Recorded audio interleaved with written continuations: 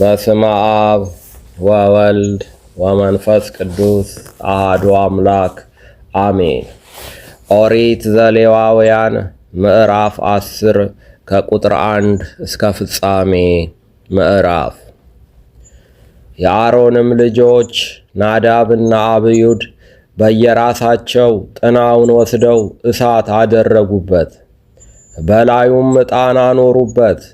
በእግዚአብሔርም ፊት እርሱ ያላዘዛቸውን ሌላ እሳት አቀረቡ። እሳትም ከእግዚአብሔር ፊት ወጥቶ በላቸው፣ በእግዚአብሔርም ፊት ሞቱ። ሙሴም አሮንን እግዚአብሔር ወደ እኔ በሚቀርቡ እቀደሳለሁ፣ በሕዝቡም ሁሉ ፊት እከብራለሁ ብሎ የተናገረው ይህ ነው አለው። አሮንም ዝም አለ። ሙሴም የአሮንን አጎት የኡዝኤልን ልጆች ሚሳኤልንና ኤልጻፋንን ጠርቶ ቅረቡ፣ ወንድሞቻችሁንም ከመቅደሱ ፊት አንስታችሁ ከሰፈር ወደ ውጭ ውሰዷቸው አላቸው። እነርሱም ቀርበው አነሷቸው። ሙሴም እንዳለ በቀሚሳቸው ከሰፈር ወደ ውጭ ወሰዷቸው። ሙሴም አሮንን ልጆቹንም አልዓዛርንና ኢታምርን እንዳትሞቱ በማኅበሩም ሁሉ ላይ ቁጣ እንዳይወርድ ራሳችሁን አትንጩ፣ ልብሳችሁንም አትቅደዱ። እግዚአብሔር ስላቃጠለው ማቃጠል ግን ወንድሞቻችሁ የእስራኤል ቤት ሁሉ ያልቅሱ። የእግዚአብሔር የቅብዓት ዘይት በላያችሁ ነውና እንዳትሞቱ ከመገናኛው ድንኳን ደጃፍ አትወጡም አላቸው። እንደ ሙሴ ቃልም አደረጉ። እግዚአብሔርም አሮንን እንዲህ ብሎ ተናገረው፣ እንዳትሞቱ ወደ መገናኛው ድንኳን ስትገቡ አንተና ልጆችህ የወይን ጠጅና የሚያሰክርን ነገር ሁሉ አትጠጡ። ይህም ለልጅ ልጃችሁ የዘላለም ሥርዓት ይሆናል። በተቀደሰውና ባልተቀደሰው በርኩሱና በንጹሑም መካከል ትለያላችሁ። እግዚአብሔርም በሙሴ ቃል የነገራቸውን ሥርዓት ሁሉ ለእስራኤል ልጆች ታስተምራላችሁ።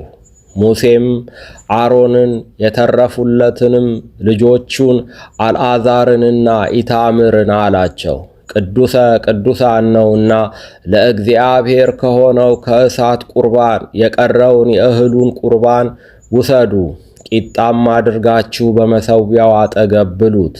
እግዚአብሔርም እንዲህ አዞኛልና ለእግዚአብሔር ከሆነው ከእሳት ቁርባን ለአንተም ለልጆችህም የተሰጠ ሥርዓት ነውና በቅዱስ ስፍራ ትበሉታላችሁ። እነዚህም ከእስራኤል ልጆች ከደህንነት መሥዋዕቶች ለአንተና ለልጆችህ ሥርዓት እንዲሆኑ ስለተሰጡ የሚወዘወዘውን ፍርምባ የሚነሳውንም ወርች ከአንተ ጋርም ልጆችህ ሴቶች ልጆችህም በንጹሕ ስፍራ ትበላላችሁ። የሚነሳውን ወርች የሚወዘወዘውንም ፍርምባ በእግዚአብሔር ፊት ለመወዝወዝ ቁርባን እንዲወዘውዙ የእሳት ቁርባን ከሆነው ስብ ጋር ያመጣሉ። እግዚአብሔር እንዳዘዘ ለአንተ ከአንተ ጋርም ለልጆችህ የዘላለም ሥርዓት ይሆናል። ሙሴም የኃጢአቱን መሥዋዕት ፍየል እጅግ ፈለገው፣ እነሆም ተቃጥሎ ነበር። ሙሴም የቀሩትን የአሮንን ልጆች አልዓዛርንና ኢታምርን ተቆጥቶ ቅዱሰ ቅዱሳን ነውና የሕዝቡንም ኃጢአት እንድትሸከሙ በእግዚአብሔርም ፊት እንድታስተሰርዩላቸው ለእናንተ ሰጥቶአልና ስለምን የኃጢአትን መሥዋዕት በቅዱሱ ስፍራ አልበላችሁም? እነሆ ደሙን ወደ መቅደስ ውስጥ አላገባችሁትም። እኔ እንዳዘዝኩ በቅዱሱ ስፍራ ውስጥ ትበሉት ዘንድ ይገባችሁ ነበር አላቸው። አሮንም ሙሴን እነሆ ዛሬ የኃጢአታቸውን መሥዋዕት የሚቃጠለውንም መሥዋዕታቸውን በእግዚአብሔር ፊት አቀረቡ። ይህም ሁሉ ደረሰብኝ። ዛሬስ የኃጢአት መሥዋዕት በበላሁ ኖሮ በእግዚአብሔር ፊት መልካም ኖሮአልን? አለው። ሙሴም ሰማ፣ በፊቱም መልካም ሆነ። ይቆየን። ወስብሐት ለእግዚአብሔር።